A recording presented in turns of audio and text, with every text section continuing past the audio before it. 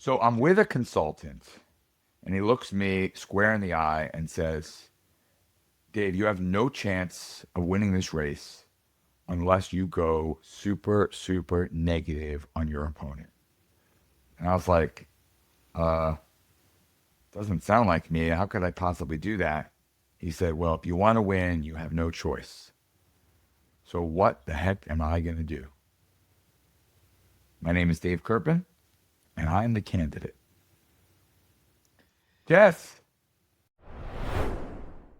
Making the right hiring or rental decision isn't just important, it's essential.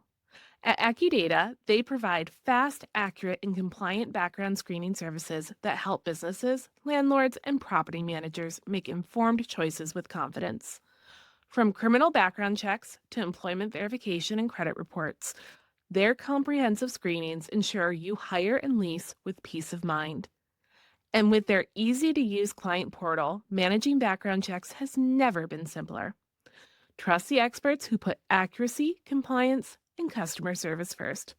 Visit AccuDataHoldings.com today and start screening smarter. What does it really take to run for local office? On The Candidate, we're pulling back the curtain on the messy, expensive, and sometimes bizarre world of local politics.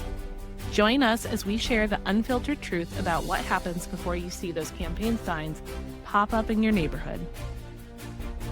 I'm your host, Jess Milanis. We're following serial entrepreneur Dave Kerpen as he dives headfirst into the world of local politics. Ready for a change in the world? This is your opportunity to be the candidate.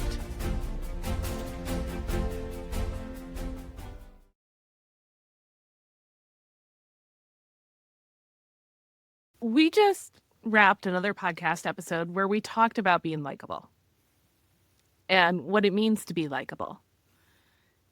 And we're budding up that episode with you have to be negative in order to win a campaign.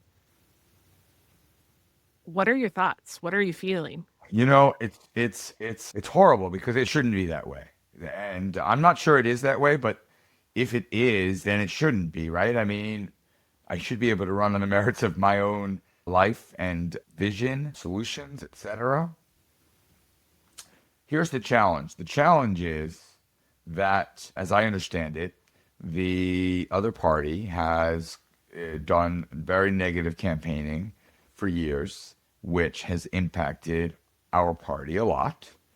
As I understand it, there was a Jewish candidate that ran a couple years ago, and the party did ads elongating his nose and putting money signs next to it in order to get people like literally anti-Semitic tropes, like insane, and Holy it cow. worked.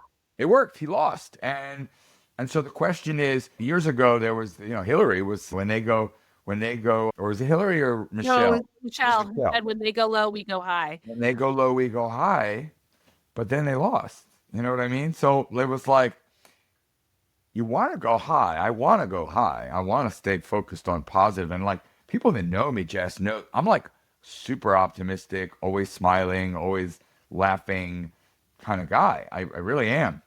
But this is something that I'm all in on.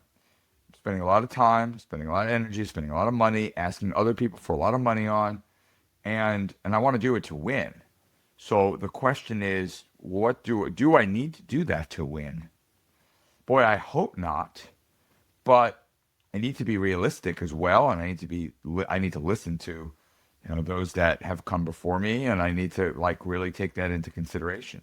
But it's a very, very hard decision, and of course the person in me that's been likable, in many books and businesses for 2 decades, like really wants to like stay high. I really do. I wonder what politicians that have supported and endorsed negative campaigns would say. Like almost everyone has, I guess, on both sides of the aisle. But it just seems like it's just such a bummer, right? It's like, why does it have to be that way? It really feels like it has accelerated to that. I mean, I remember, former campaigns of yore where it wasn't as, oh my gosh, the word just, Nasty. yeah, they were happy. They were willing to actually debate on issues rather than going for character. And it's okay. I hate to devolve to this point, but it would be interesting to know your thoughts. I feel, or I assert, that when we started really introducing reality TV Mm. in our major cultural ecosystem, that's when everything became more cutthroat and people were looking for that black and white, that your side, my side. And it just really kind of amplified this hatred and this negativity. And people were looking for sound bites and the villain. Yeah. I think that's a brilliant insight that I have not heard or seen anywhere. So kudos to you, Jess, for asserting it. And I think you know this about. Did you know I was on reality TV I did or not no? know that. Oh my gosh, Yeah. that's funny. Yeah. So you don't even know that about my bio. It's funny. I don't. It was a long time ago, but I was actually on one of the early reality TV shows. It's so fun that you didn't know that. So I can speak with great clarity on my experience. It was called Paradise Hotel. It was a hit show on Fox way back in 2003. So I was the ripe old age of 26 when I made the show. So 22 years ago now. And it was sexy singles at a luxury resort and me, which made for great television. Um, and it was a hit. It was a hit. It was on Fox, prime time, 31 episodes. And it's funny because we're talking about going negative, and the number one, when they asked me what negative, the Democratic Party said, well, what negative stuff will they find on you? I said, well, honestly, um, I don't think there's a lot, but if you really Sure. want to go back to my Paradise Hotel days, I'll just feed it to anyone that's listening now. My first night on the show, my friend said, Dave, whatever you do, don't drink too much. Oh no. Of course, I got there, yeah, and there's all these like good-looking people and bartenders with unlimited open bar, and I had a lot to drink. I had too much to drink my first night, Jess, and I definitely said some things that I shouldn't have.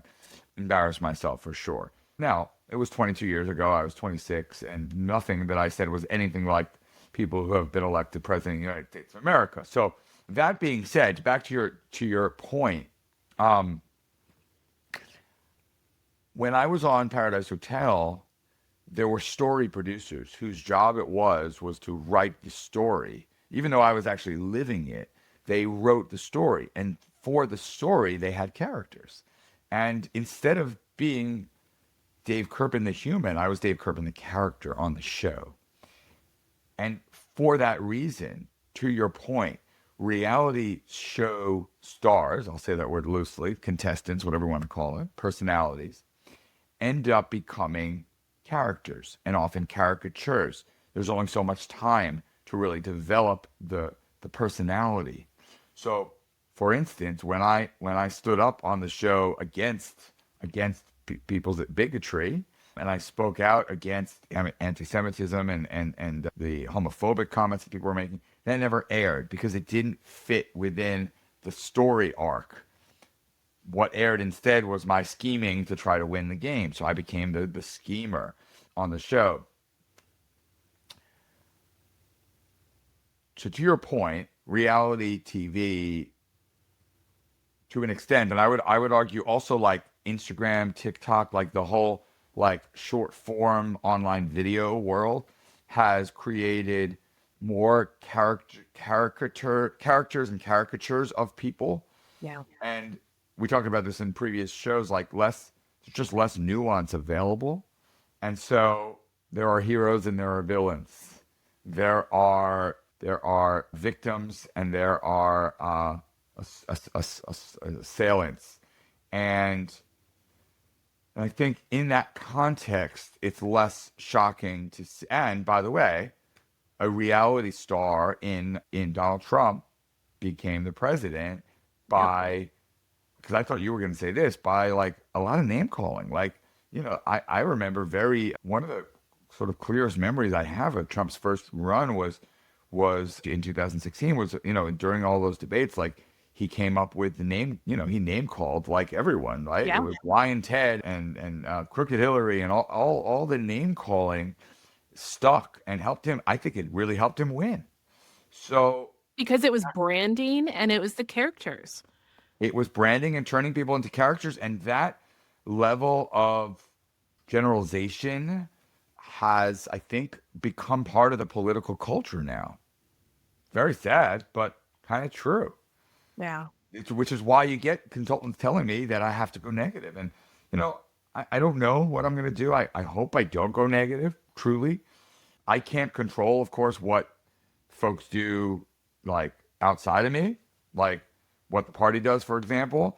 But I can say that with the hard earned money that I'm fundraising, certainly my plan is to make it about my vision and my plan for the town, and less about, my opponent, because it is not my style. It is not likable, and I don't like it. But I think, to your point, it's just this like reality in the political world now, and I guess it's at all levels, right? Obviously, it starts at the top. Um, and Kamala tried the whole joy thing, and she got crushed. And there's Yeah. obviously tons of reasons there, but you know, Trump went very negative, and he won. And many local candidates have gone negative, and they've won. Starting your morning with back to back meetings? Dunkin' has been keeping America's leaders moving for generations. Try our new brown sugar cookie cold brew, topped with brown sugar cold foam. Smooth, bold, and perfectly balanced. Pair it with a fresh baked croissant when you need that extra boost. Join DD Perks through the Dunkin' app or at Dunkin.com and start earning rewards on every purchase. The candidate runs on Dunkin'. So there there is a reality there. Yeah. It's the pain sells. You know, we're both in marketing, we're both in sales. Pain sells. Right. It sucks. It really Right. sucks. And so I'm really interested and inspired to see how you wrap this campaign in a way that's a likable campaign that stays true to who you are and to your values. And I think that hopefully this will be the turning point for us to be able to start coming together again while campaigning instead of being oppositional. Yeah, I mean, at the end of the day, um, I want to win, but I need to be true to myself. Like that's the most important thing. And I guess that probably sucks to people that are listening that are like hardcore into winning and hardcore into, they're paying me money to win or whatever. But the reality is like, hopefully I can do both. But if I can only do one, it's going to be being true to myself. And if that means like not going negative or going less negative or just being very careful, like certainly I'm not going to be, involved in name calling. And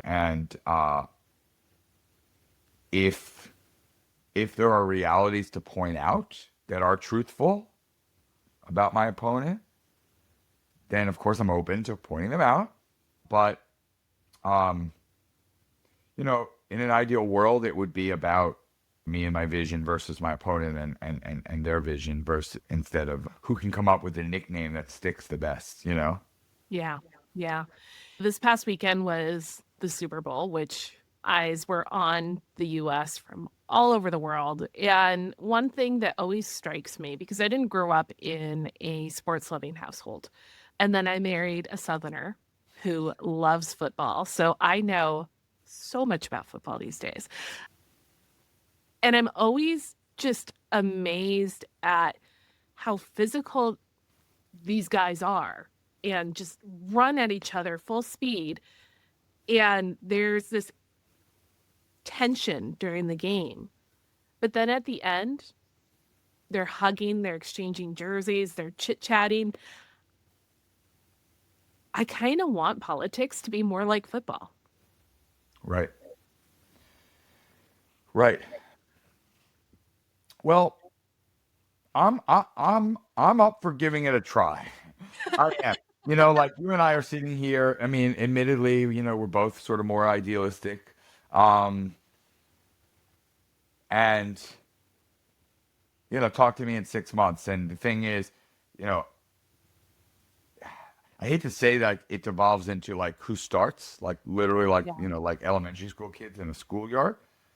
But, but the reality is like, let's say I am being attacked. Like, what do I do? Like, I kind of need to fight back and assert myself, right? Versus like just look super weak. That's the downside too of like trying to go high and getting attacked.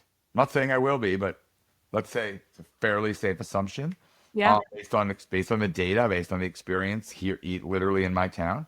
So if that happens, how do I respond? Stay true to myself, stay likable, but not look like a pushover that's just gonna like not be a good leader because people unfortunately still assume they want to see a strong leader, and unfortunately vulnerability, which I'm a huge fan of and written about extensively. We talked about it last time. One of the principles of likable leadership. I think vulnerability is so valuable and important, but I think a lot of folks still see that as a sign of weakness versus being tough and you know attacking Right. and whatnot. Yeah. It's dicey. It's in an ideal world, to your point, Jess, we could be more like a football game or baseball because now Yes. it's baseball season, Jess. Oh, is it Uh, already? Oh my gosh. Wow. well, by the time this episode's out, True. the thing I'm not a huge football fan, and after the Super Bowl, one of my favorite moments is like attention turns to the upcoming baseball season. So when by the time folks are listening to this, I think we'll be more focused on baseball than the Super Bowl. But I'm just saying. Well, I'll have to Um, start watching baseball so I can draw on some some baseball anecdotes analogy. there. Well, we're gonna Yeah. hit it out of the. This podcast is hitting it out of the park. Oh, You're like, what's that? I do know what that means. I'm trying to come up with another one, but I can't. Well, Something about an inning. it I sounds don't like a know. swing and a miss then from you, Jess. It really is. It really is. I need to go back to the dugout. Oh. Oh, score. Yeah, but anyway, the point is, yes, if politics could be more like sports, where at the end of the day, folks shake hands, they move on, and it doesn't get nasty. Yes, that would be great. And from my lips to God's ears, if this race goes that way, that would be awesome. We love to see it. So, everybody who's listening, tuning in, thank you so much for listening to the Candidate Podcast. And as always, subscribe, review, tell your friends so kittens, puppies, and unicorns and rainbows can just rejoice. Thanks, Jess. Thanks everyone for listening. Talk to you next time. Thanks, Dave. Thanks for going behind the scenes with us on The Candidate. If you enjoyed getting the real story about running for office, take a moment to rate and review us wherever you get your podcasts. Your support means the world to us. See you next time. Everyone's career path is different. Whether you're transitioning into public service or building your professional network, LinkedIn helps you make the right connections. Showcase your experience, discover new opportunities, and join conversations that matter in your industry. With LinkedIn Premium, you get insights about who's viewing your profile and advanced search filters to help find the right people. Start expanding your professional network today at linkedin.com. LinkedIn, connect to opportunity.